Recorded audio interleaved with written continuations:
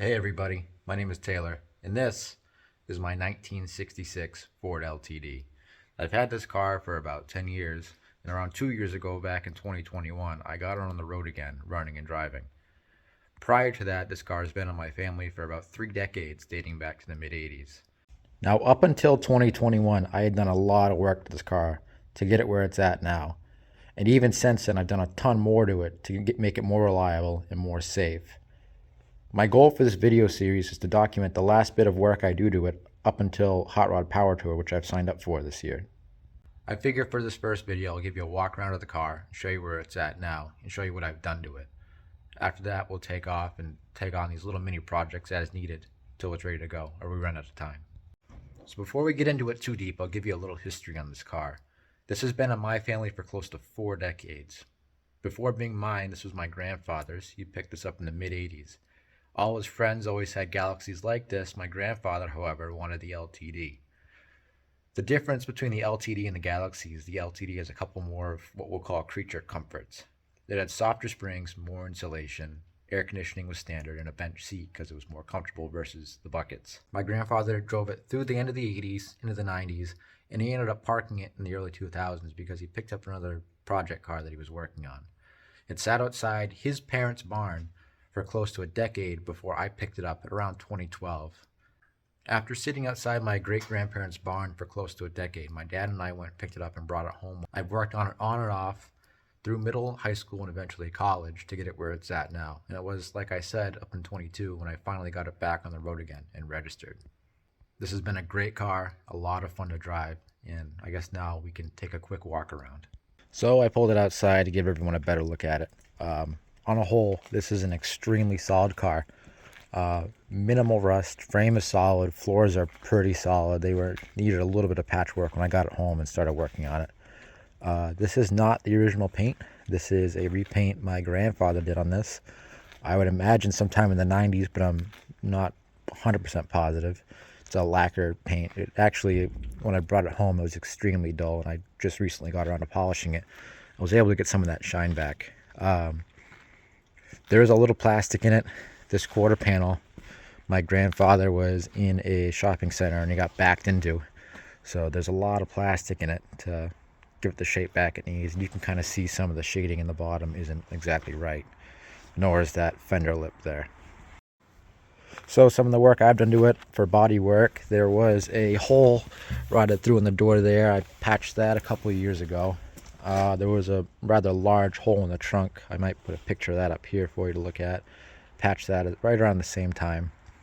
There's still a hole under the back seat that I'm actively working on repairing. The battery at one point had boiled over, and this valance had all rotted out, as did the inner fenders. That was patched and replaced. You can see the difference in white paint here, and it's not exactly perfect, but it's good enough for what she is. This was all rotted out through here from sitting over the years, and that I had to make a panel for and weld in.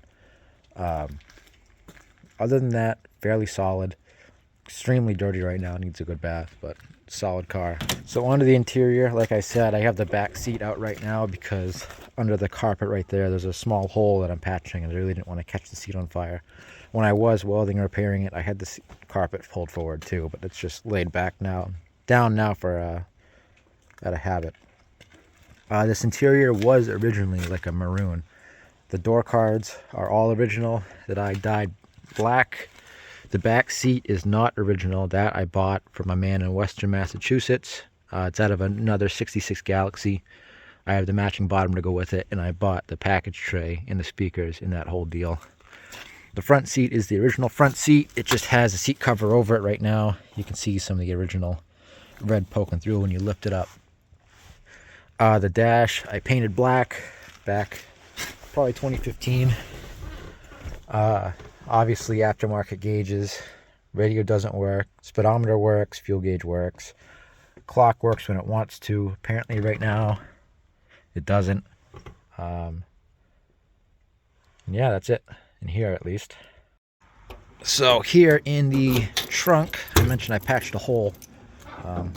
Looks like I still got some rust shaking out from under that panel. There was a pretty massive hole right here, and this was all rotted out. This is where your spare tire would have sat. So at some point, it was probably a flat. The tire went in, there was salt, and it just puddled and rotted out this corner.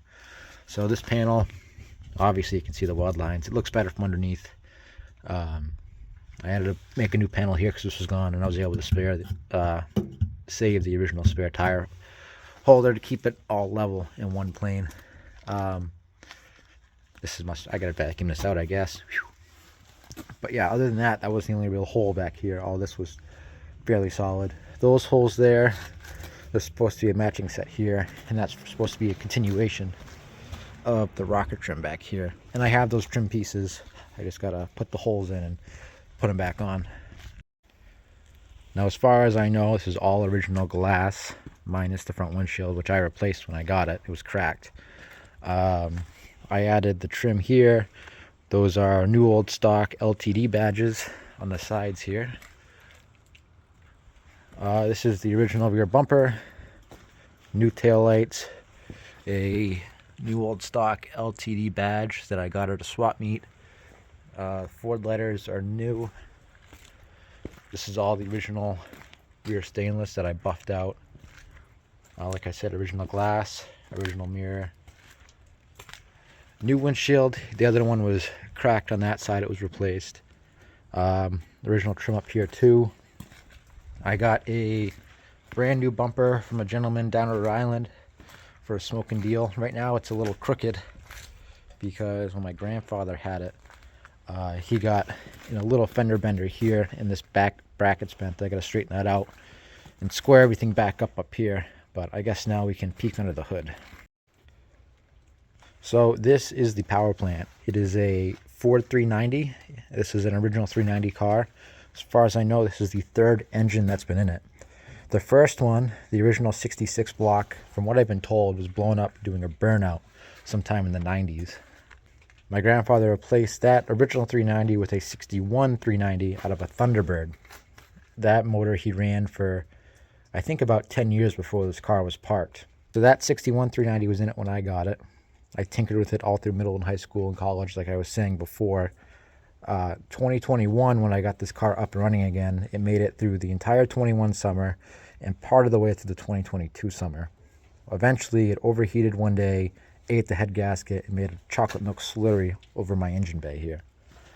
This engine here, I picked up I ordered it in June of 22, and it arrived in September 22.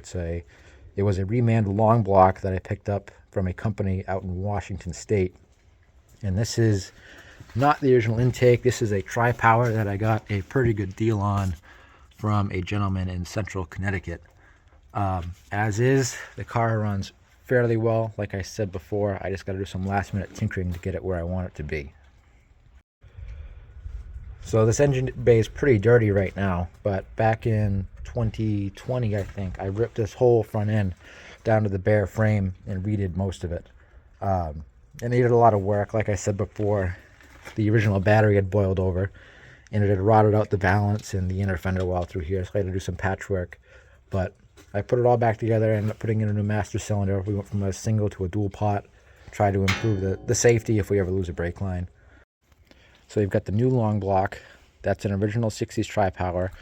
Last year, maybe 2021, I had the transmission rebuilt. It's a C6 automatic. It's the original to the car. Rear end, I went through the 2021-2022 winter.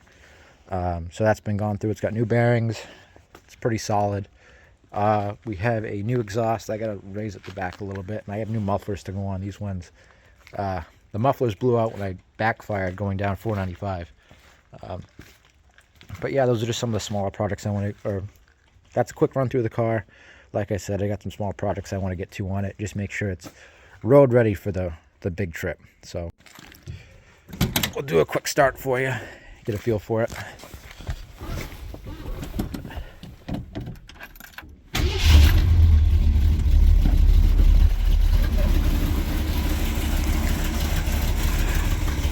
I got it timed pretty good. Needs a little bit of work. It's rocking right now because it's cold. It's usually a little steadier.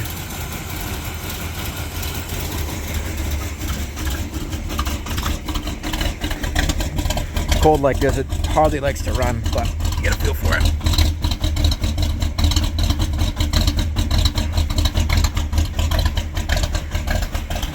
So this engine has a mild cam in it. I think it's got pretty standard like 10-to-1 compression, but the thing absolutely rips. I love it. The drum brakes can almost stop it.